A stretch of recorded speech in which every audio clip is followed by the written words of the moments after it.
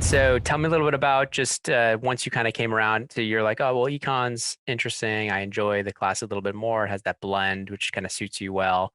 And then people were like, started telling you about investment banking. How did you hear about it? And did you get that junior summer internship? Yeah. So I think junior is when I first started taking it pretty seriously. I felt like I had a pretty good grasp of what investment banking was. I mean, as much of a grasp as someone who's a college junior could have back then.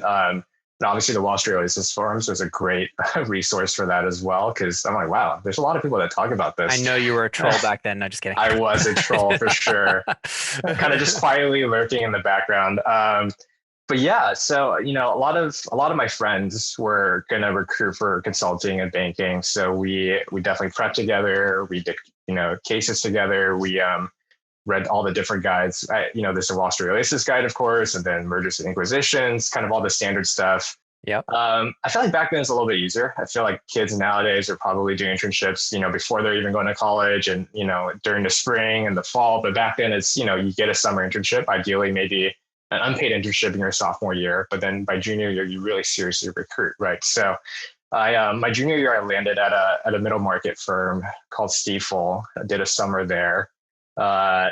It was a great way to just like really understand like, okay, this is actually what investment banking is, right? And I felt like I had a much better grasp of like, yeah, I can do this, and two, I actually do want to do this as my first job out of college, right? It was kind of good soul searching and discovery for myself.